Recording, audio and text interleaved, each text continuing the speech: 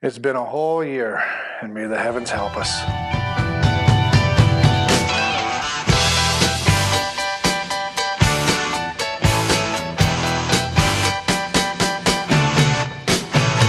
Welcome to the Sanity Underground.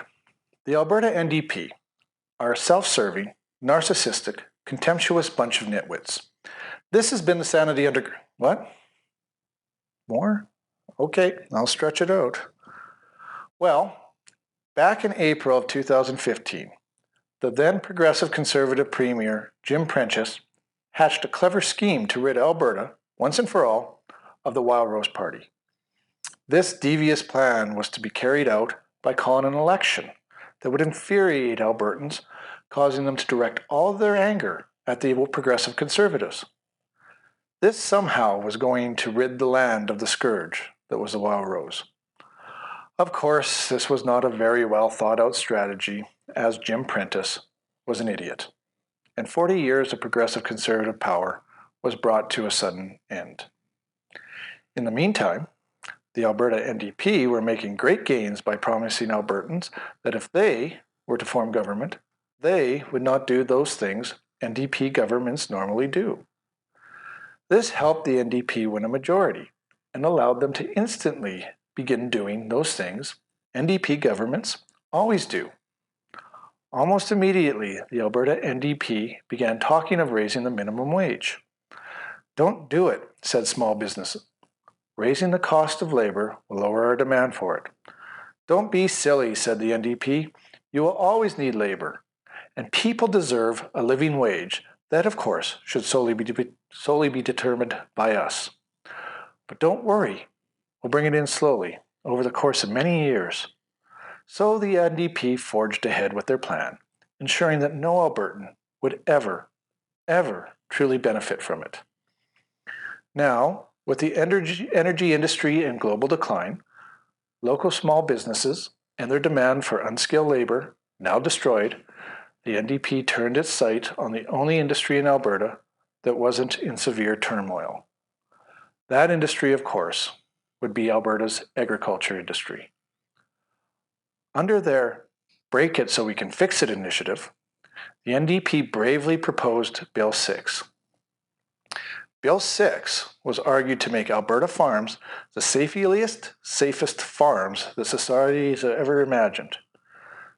This would be accomplished by hiring an army of government workers that have never worked in agriculture and would live in the city. Naturally, there was much opposition to this bill, but with great perseverance, the NDP overcame reason and managed to pass Bill 6 into law. Doing this all with 0% support from the farm community. Very impressive. So now with the legislative jackboot firmly resting where the NDP wanted it, it became time to put in place mechanisms that would enrich their friends at the great expense of Albertans. Bring in the carbon tax.